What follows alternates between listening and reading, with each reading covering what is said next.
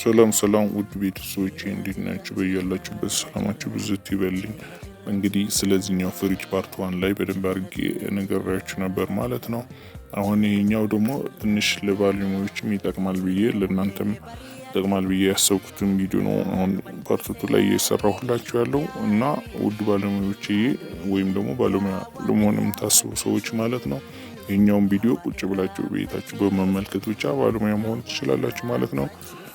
እንግዲህ ይሄ አሉሚኒየም በረዶ ቤት ይባላል። አሉሚኒየም በረዶ ቤቱ ፓርት 1 ላይ እንዳሳየኋችሁ ጥፍጥፍ አድርገን ካስገባን በኋላ በደንብ አድርገን እንዳይጨፈለቅ በጥንቃቄ ካስገባን በኋላ መበየድ ይኖርበታል ማለት ነው። ጋዝ ከመሞላቱ በፊት እንግዲህ እቺ እንደዚህ አድርጋችሁ ጫፏ አንደኛዋ ጫፍ ላይ ኮፐር ትበይዱና ከዛ እዚችኛዋ ጫፍ ላይ ደግሞ አሁን እንደማረጋት እንደዚህ አድርገን መበየድ ማለት ነው።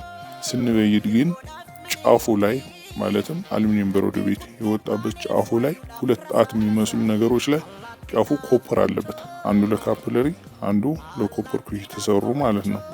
እነዚህ ጫፍ ታዲያ ስትበይዷቸው ሙቀት መውሰድ የለባቸውም። አንደኛ ቶሎ ብላችሁ ነው መበየድ ያለባችሁ።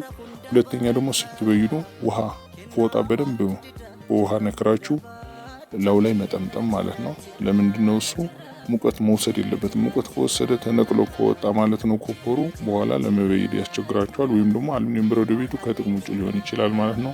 ታዲያ እንደዚህ በይዳችሁ ከጨረሳችሁ በኋላ በደንብ አድርጋችሁ በውሃውን ማቀዝቀዝ ማለት ነው።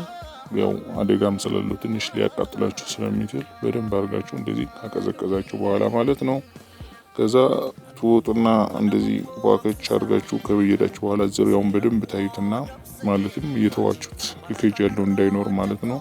ከዛ እንደዚህ በይደን ጨረስን ወጣን። ከዛ በኋላ በደንብ አድርጋችሁ ሲልከን ወይም ደግሞ ፖስቲሽ ዙሪያውን ታርጉበታላችሁ። ለምን ክፍተት መኖር የለበትም፣ ለእይታም ያስጠላል። እንደገና ደግሞ በረዶ በሚይዝበት ጊዜ መሸከም አቅሙ ስለሚያንሰው ማለት ነው። እንግዲህ ፓርት 3 እንሰራላችኋለን። ይህ አካውንት ፎሎ፣ ሼር፣ ኮፒ እንዲሁም ሪፖስት ማድረጋችሁ እንዳትረሱ። ስለምትከታተሉኝ አመሰግናለሁ። ቴንክ